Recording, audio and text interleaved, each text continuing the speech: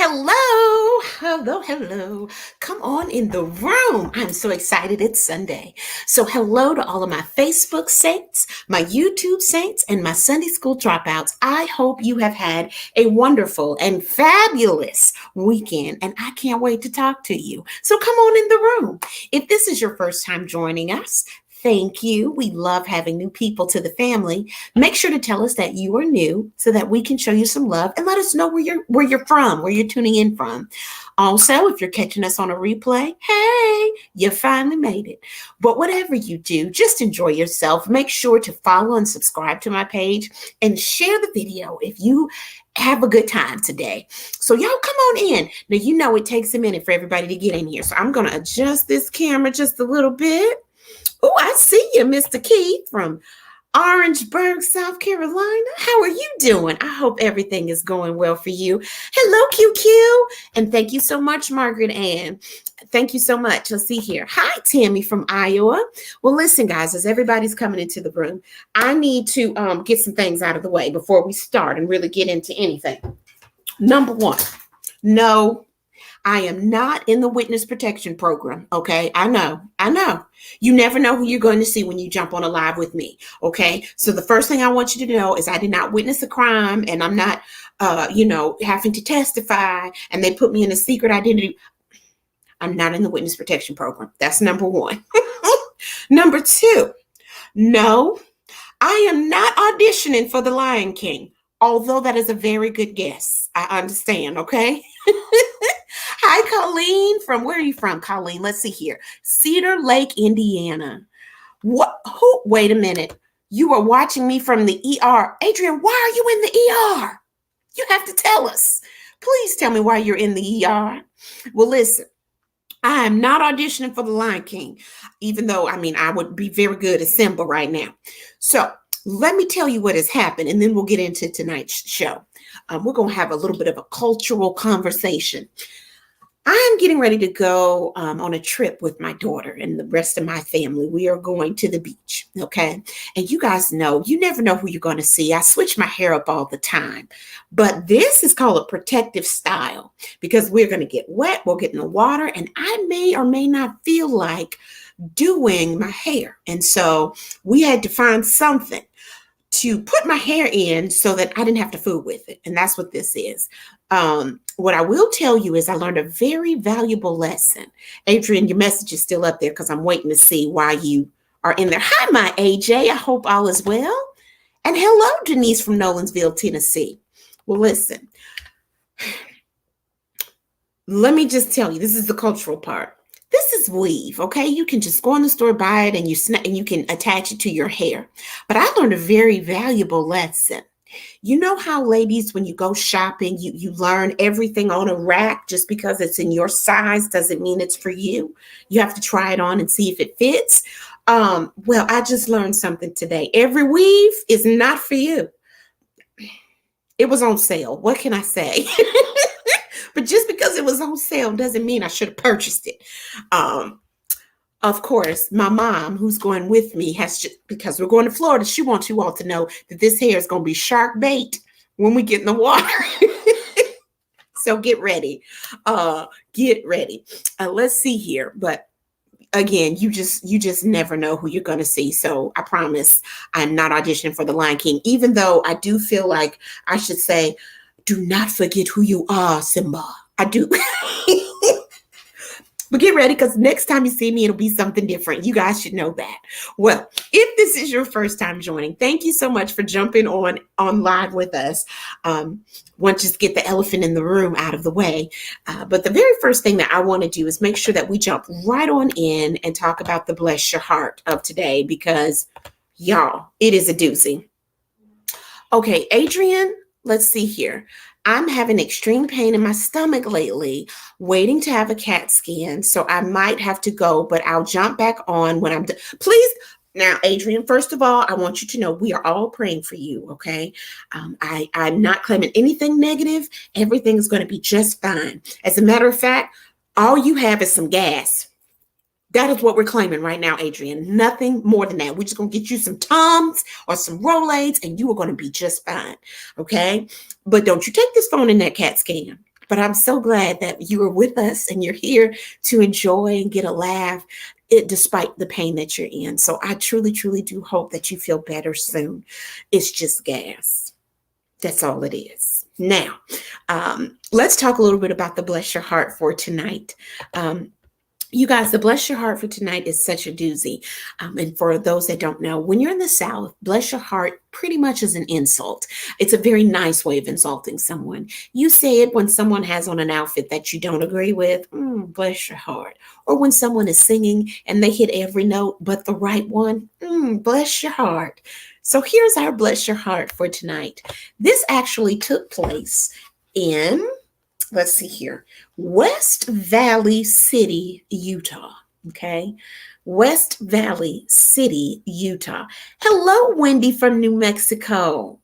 Thank you for joining us. And let's see, Tanja, I hope I'm saying that correctly, from Colorado, and Lori Smith from good old Tennessee. Thank you guys so much for joining. And Adrian, I want you to see the love you're getting. People are praying for you. Margaret, Ann, and Elizabeth, and Keith. Everybody says they hope you feel better soon. But let's see here. This story comes out of West Valley City, Utah, and it involves two little girls, a 9-year-old and her little 4-year-old sister. They waited until their parents were good and asleep, and it was about 4:30 in the morning. The 9-year-old took the keys to the family vehicle and her little sister, and they decided that they wanted to go swim in the Pacific Ocean in California. So they got in the car in Utah and attempted to drive to California. Now, before I go any further with this story, let me be clear. The children are fine. Everybody is doing just fine and they are good, okay? Before I tell you anything else. Unfortunately, they crashed. The 9-year-old swerved into another lane and she ran into the back of a semi-truck. They're okay. They are fine. Now, when they had that accident, I know, Q, you guys look it up. Q said, say what? I know. Debbie, thank you. Debbie's backing me up. This was on the news. If you just Google it, you will find it.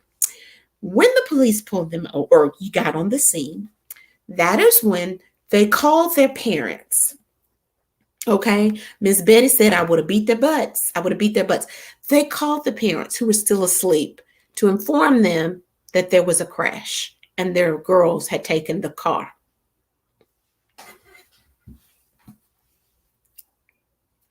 Could you imagine being just in that good sleep? You know, that kind of sleep where when you wake up, you don't even know where you are, what day it is.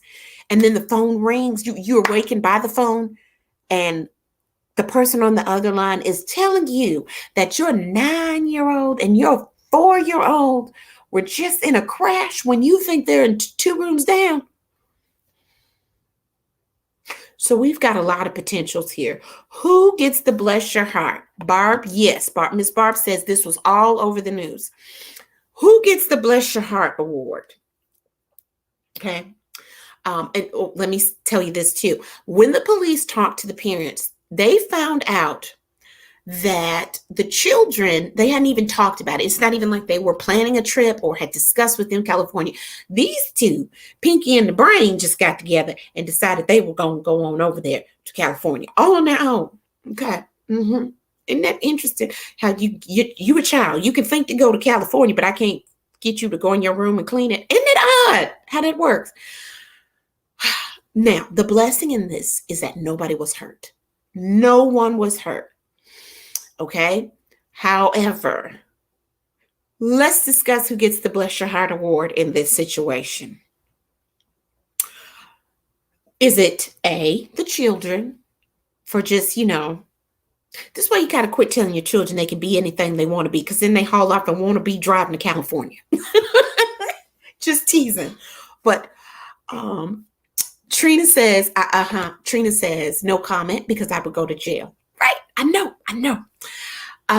Faith, I am not sure how far they got. I don't know. I didn't see that part of the story. So who gets the award? The children for just having the gumption and being smart enough to grab the keys and go to California to be the Little Mermaids? The police officers who have to come upon the scene and have to call the parents to inform them of this? The truck driver who was sitting on the side of the road and had this happen to them? Or the parents who had to be waken up in the middle of the night to hear that your children, who are 4 and 9, were just in an accident, joyriding in your car? Who gets it? Who gets the award here? Okay, thank you. Lakia says that they drove 10 miles. So homegirl could maybe get a little license. I was hoping it was like, right down the street, but she made it 10 whole miles. 10 whole miles. Hello, my Aruba friend. The blessings we go, the butts, because they are still praising the Lord. They will still praising the Lord. Oh, okay. It looks like, and I'm getting the comments in now. Carrie says the cops. I know. How do you prepare yourself to call parents who you know are asleep to tell them this news? What do you do to prepare yourself? Most people say the parents. I see this. The parents, cause there wasn't an additional news story of a different kind. Absolutely. This could have gone really, really bad. Really, really bad. The parents. Shannon says, oh my word, my girls are close to those angels. Unbelievable. Praying for them. Now, Shannon, let me stop right there. Don't you be like my mama. Don't do it, Shannon. See, my mama would just make it relative. She would make this related. So if she were you and I was telling her the story, my mama, I would be in trouble right now for what those children did because she thought that I could possibly do it. Do you understand? So don't hurt them. They didn't do anything at all. But I bet you this, I don't even know if I would purchase them a bike. They would have no form of transportation. I would have a hard time buying these girls some tennis shoes. Okay. Because they don't need to go anywhere after this. Not anywhere, anywhere after this. What? I know. I just don't understand. Miss Diane says it would be worse if they had to call with the news of death. Absolutely. I agree. So, okay, wait a minute. Miss Dixie says, can't decide really. I can't really decide. Mine have driven on our farm since they were about 7 or 8. Now that's different. Let me tell you why that's different, because I have a little country child too who drives her go-kart and drives the riding lawnmower and, anything else. You taught them how to drive. You were aware of them driving, right? On the property. But if they had tried to drive off the property, what would you have done? Lori says, I would have grabbed and hugged them so tight and thank God nobody was hurt. Then I would have wore their little butts out. That's right. Spare the rod, spoil the child. Is that what you're saying? I would have grabbed them and hugged them so tight and thank God that nobody was hurt. Then I would have commenced to hurting them. I agree. I think we're all kind of on the same page with that one. Whew, that's a lot. Is a lot. Those kids could have gotten killed. So I wouldn't have beat them because they don't understand that they could have died, let alone killed an innocent person. Absolutely. They don't. I don't think they grasp that. I don't know if I would have been so calm though. Because you knew enough. You may not have known the consequences, but you knew enough to take some keys, and you knew you should have said something. You understand? Like you were smart enough to know, we got to sneak out at 4:30 in the morning. But I'm so glad that this story turned out well, because truly it could have gone worse. And let me pause as well. We have a new picture by Miss Sydney. I don't know if y'all can see that. She just drew this. It's a picture of a teddy bear sitting on a toilet, and she drew it freehand. Now, This may be a little TMI. My child, we call the restroom her apartment. She'll go in there for hours. She just loves being in there. And at the point, sometimes I can't find her. I'm like, Lord, I'm going to have to put an Amber Alert out for my child. And where is she? Just sitting on the porcelain throne, just sitting. So I think the teddy bear is representative of her. But listen, we're going to get into tonight's conversation. Because there is some things I really, really want you all's opinion about this. But I'm going to start off tonight's conversation with story time. And this is going to lead us into some things that I want to talk to you all about and get your opinion, okay? So today, my husband was working outside and my daughter and I, we just decided to get out of the house for a few minutes. Now, as far as my daughter is concerned, chicken nuggets are the nectar of the gods, okay? We love Chick-fil-A, okay? But there's only so many times that you can eat sweet nuggets. And so she changed it up and decided she wanted Zaxby's. So she got Zaxby's. Now, there's a new restaurant where we live. It's a Mexican restaurant, and I've been wanting to try it. And so what I said was, let me just see if I can get it to go. Well, when I walked in and realized it's not quite that type of setup where you can walk in, get the food and leave. So I said, okay, I asked the hostess up front. I said, listen, my daughter's in the car. She purchased Zaxby's. Is it okay if we eat outside and I just order my food? I always ask because, different establishments have different rules and I want to be respectful to the establishment. Without hesitation, the waitress said, absolutely. I'll set up the table for you. You guys go ahead and come on in. So went back to the car, got my daughter and her Zaxby's. And by the time we walked back up, the hostess had already set us at a table. We had menus. Everything was fine. Okay. I began to look at the menu. Okay. As I'm looking at the menu, I see the waitress. She's at the table in front of us. She looks at us, continues to work with that table, turns around and goes back into the restaurant. Okay. She comes out. She puts something down on the table. She walks past us, cuts her eye and realizes my daughter has Zaxby's and kind of gives a look and goes to the table behind us. Now, these people were already sitting there, so no big deal, right? She takes care of them. She goes back in and she doesn't come back out.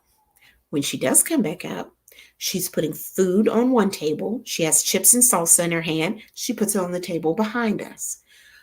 At that point, I realized something was off, but I didn't know what. We sat there for about 10 minutes after that. So at this point, we've been sitting at the table for about 15 minutes. She continued to walk past and never said a word. So in my mind, I decided once my daughter finished eating, I think we're going to leave. Because at this point, nobody has greeted us. Nobody has acknowledged that we're sitting there. I didn't get an attitude, but the spirit of an attitude was beginning to rise up in me because this young lady had walked past us so many times and never said, hello, I'll be right with you. I'll have someone with you. None of that ever happened. Okay. So just when my daughter was almost finished with her food, the hostess who I originally talked to, I guess she realized that I was still sitting there and we had not been waited on. She came over and apologized and asked me what I wanted to drink. So I told her. She went back in and immediately brought me the drink. Then she said, listen, I am so sorry. I'm going to make sure that you get waited on. Not a problem. Well, the young lady who came out to wait on us seemed very nervous and very uptight. And I'm like, okay, what has happened here? So she takes my order and goes back in. The hostess comes back out and says to me, please, she is usually a hostess with me. She's 16 years old. She's never waited on a table before and she's nervous. I told her you were really nice. That's all I needed to hear. And my attitude changed because at this point, I just want to make sure that the waitress who has never waited on anyone before is comfortable. And me and that young lady begin to connect. Okay. I'm going to tell you how that story ended later, but I want to use this as a way to open up our conversation for tonight. I want you to tell me how you typically handle things when you feel you were wronged, when you feel that something has happened and you were treated unfairly. What is your initial reaction? And be honest, because like I said, my initial reaction was not to say, God bless you. And I will be very honest with you, I was angry. Okay. I don't know if that showed on my face, but I was angry. So if you were in that situation, or if you've been in a situation where it's like, is this really because that's what it was for me at first. It was more of a, is this really happening? Like, what did I do? I couldn't grasp the fact that she was deliberately not waiting on us. Okay. What do you normally do? So let me know, and I'll open this up. Miss Diane says, I keep it in, unfortunately. Okay. Anybody else? Let's see here. Trish says, in all actuality, I would get up and leave. Trish, I probably would have. I can't say that I wouldn't have. My daughter was sitting there eating her Zaxby's, and I'd already made her move from the car to the table. So I was at least going to wait for her to do that. Kim says, I'm Italian. I plead the faith. I think you mean the fifth, but I completely understand. I completely understand. Stephen says, I would have yelled at the manager at the restaurant and asked for my food to be free. Okay. Faith says, cuss them out in my head. I'm too much of a chicken to speak up. Okay. Scott says, be assertive while still being civil. You know, Scott, that is a very good point. And a lot of times you don't see that often. You don't see people being assertive and still being civil. Okay. And a lot of times, and I'll be very honest with you guys, because you know your family. If you see someone that looks like me, a lot of times assertion can be misjudged and mistaken as having an attitude or being ugly or forceful, which I did have an attitude, you know, but I agree with you.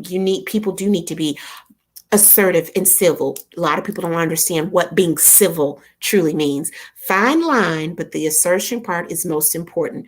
Absolutely. I agree with you 100%. Hold on, guys. The comments are coming in fast. Just a minute. Y'all, just a minute. Oh my, keep them coming though. Keep them coming. I'm going to have to back them up just a little bit because I missed a few. Let's see here. Hi, my Charles. Charles says, what a wonderful story. When I call customer service about a problem, I call them and simply say, I know you did not make my problem, but I have a problem and I need your help. Absolutely. I like that. And I think that's something we all can use, Charles. Immediately disarm the situation. I know you didn't create this problem, but I have a problem and I need you to help me with it. I like that. And I think that if you are the person hearing that, it automatically brings down the level of tension. Maria says, ask for the manager. Let's see here. That would have been my reaction too. Miss Mary, do you mean to ask for the manager? Come on, Rachel. Rachel said, I pray a whole lot.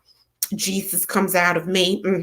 Just start praying that Jesus steps out before your flesh does. Yeah, I hear you. I hear you, Rachel. Let's see here. I'm trying to catch them, y'all. Thank you so much. I love it, y'all. When the comments come in and we're just talking, depends on the empathy level typically displayed by the perceived transgressor. Yes. So, okay. So you're saying it depends on the energy level of that person. That makes perfect sense to me as well. But I'm going to tell you why. Well, we'll talk in a minute. I'll get some more comments in here, and then I'll tell you what I learned from that situation. I was called back and was invited to do a holdback, and I tipped the server and told her it's okay. Okay, I hear you. Let me see here, Trish. But once I knew the reason, I would have felt bad and would have been way more understanding. I think it's never a good idea to make anyone too upset if they, yes, yes, Robin. Yes, people do not understand that. Anytime you are dealing with anyone that's in service to you, first of all, a lot of times I don't like to see people talk down to anyone that is serving you, but you always have to remember that they are preparing your food. That's why you pray over it. I agree. I agree. 100%. You had the attitude you were hungry. That's right, Miss Christine. That's so true. I was hungry and I really wanted to try that food. But my issue was not with my waitress. My issue was with the way the waitress that I knew I was supposed to have treated me. Okay. Um, I'll be honest, the girl who actually waited on me was very nice and nervous, bless her heart. She was truly a bless your heart, too. And in that moment, I realized that part of my job was to make her feel comfortable. Okay. Um, Laura says, also, when I have good customer service, I ask for the manager and tell them what a good job they have done. You know what, Laura? I'm glad you brought that point up because oftentimes we don't do that. We think that when we get good service, that is the standard and that is what it should be expected. But that is a hard industry to be in, and they don't get paid what they should. So when you take the time to point out a good employee, I think that goes a long, long way. Okay. And I'm going to tell you what I learned from this. Miss Q says, we were at Starbucks and the barista was having a hard time. So another one came and implied with her eyes that she's the reason. My husband felt bad and made sure and said really loud how well the barista was doing and he appreciated her. Absolutely. And give me that as a grande. Absolutely. Absolutely. If you get bad service, you don't say a word to them, they will not get a tip. Denise says, I put my money where my mouth is. You don't act right, you don't get my money. Alicia said, hungry? You were hangry. Absolutely, I was. I was hangry, and I feel that it probably showed on my face. Even though I didn't say a word, I truly didn't. And I want to make sure you guys know that. AJ says, try to consider that there's another side another side of the story, and that I'm not privy to. For example, I was a dermatologist earlier in the week. Apparently, the young nurse felt intimidated by me. I'm a veteran nurse. Later, the new nurse told me she was stressed because she was new. I gave her a heaping dose of grace and encouragement. I'm glad you brought that up because in the midst of all of this, the hostess who set us down actually came over and explained to me that most of the waiters in service had gone to break and that they in so many words, she let me know that they were being kind of lazy. Okay. I still don't know or understand why the young lady who was supposed to be my waitress never acknowledged us. I choose to believe that it's because she was upset that they continued to sit people on the patio and the other waitresses and waiters were taking break and she was refusing to take another table. That's what I choose to believe. Okay. Do y'all understand what I'm getting at? But that's what I personally choose to believe. My mom says, what happened to the one that was supposed to wait on you? Or was she the one that overlooked you? The one that was supposed to wait on me, the initial girl, never said anything to us. Not one word. Okay. Never. The 16-year-old that was supposed to be the hostess became our waitress. So let me tell you all what we ended up doing. First of all, I showed AJ, I love your words, grace and encouragement. I showed that young lady as much grace and encouragement as I could. She was very sweet, okay? Very, very sweet. And at the very end of our meal, I gave her a huge tip. And I made sure to tell her she did an excellent job and that it was only her and the hostess that made me stay because I didn't feel comfortable because of how rude the first waitress was, that I was getting ready to leave. And so the fact that she took the time to come and wait on me despite her nerves, I wanted to let her know she did an excellent job and that she could have dinner on me. So I gave her a tip that cost more than my meal. Okay. And I normally, be honest with you, I don't do that much.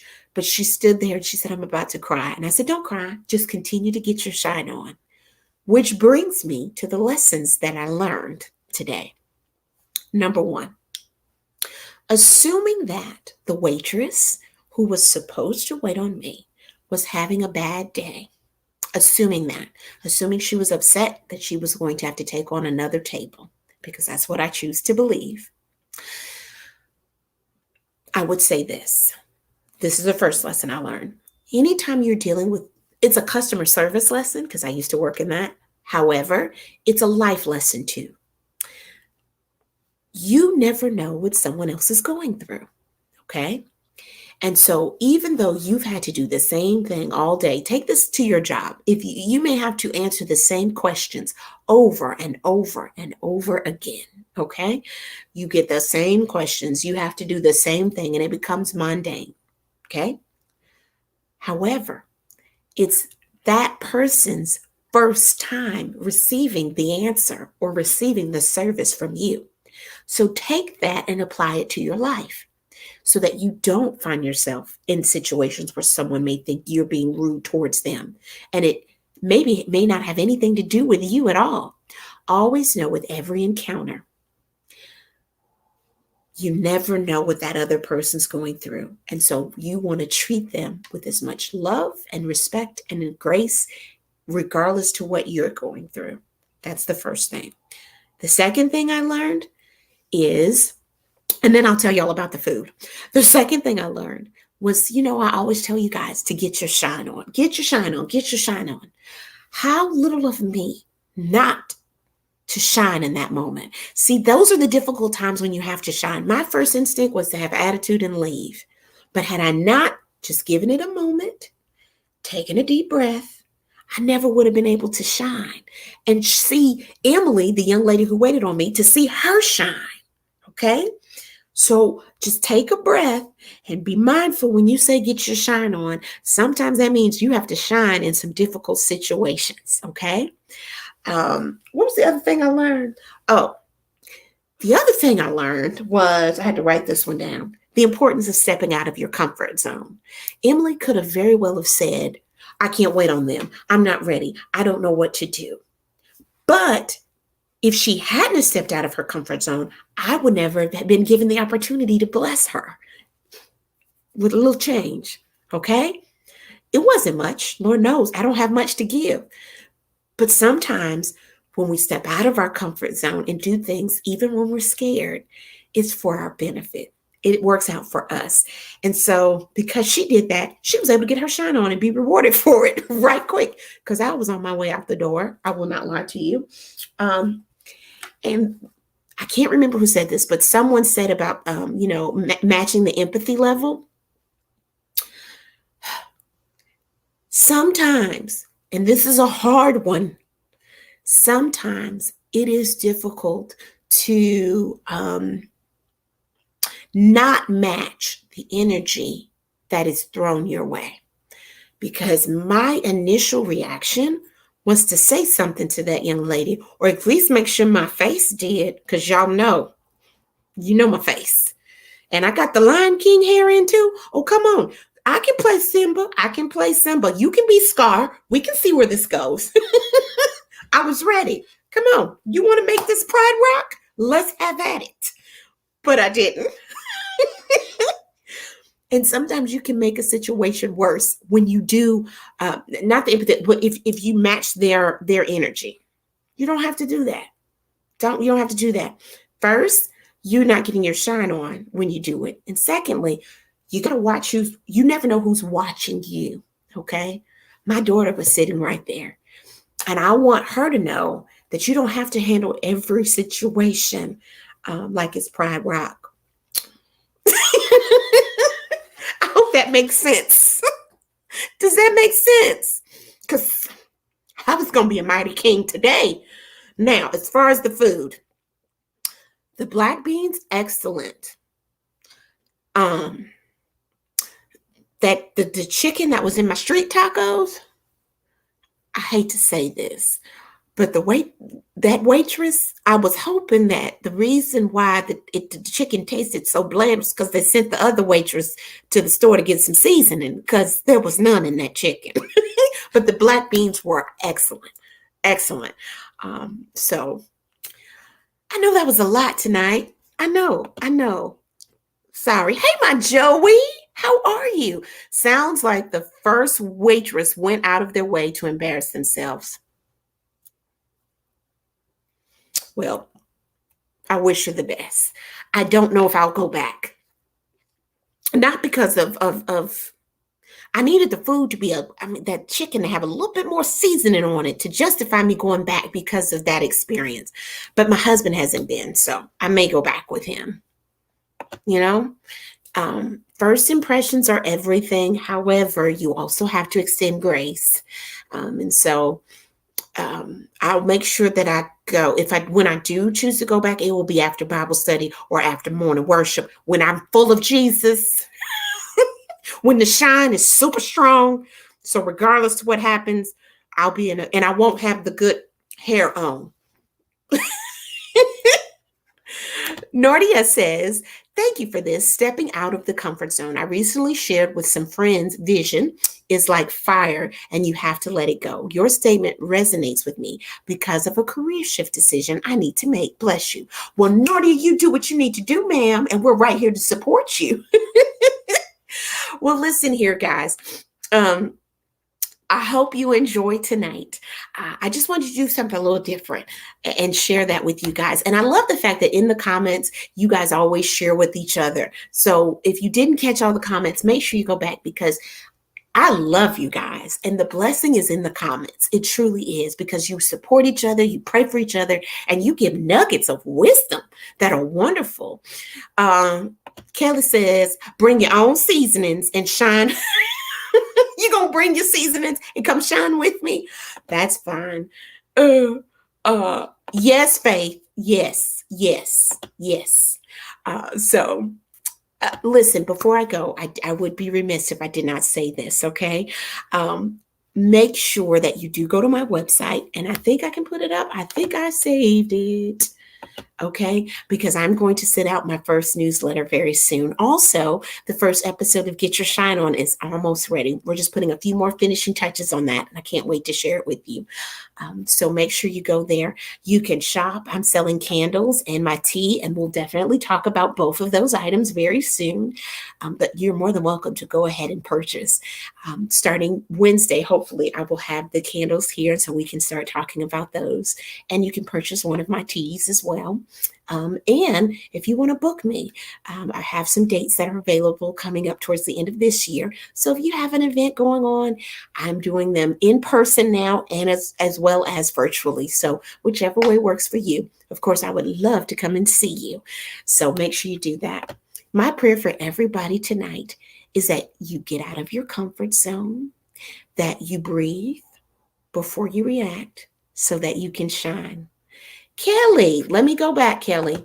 It's out there, Kelly. So just go to www.bsharp or inbox me, and we'll see about if you're having an issue with it. Okay, but make sure you get your shine on. Get your shine on. Get your shine on. And I love you. My prayer for you tonight is that you step out of your comfort zone, that you breathe before you react so that you can always get your shine on. I love you, mean it, and I will see you right here on Wednesday. And Catherine, you can come eat with me anytime. Bring the Tabasco and the salt. Bam. That's why you're in my family, because you keep hot sauce in your bag. Have a great night.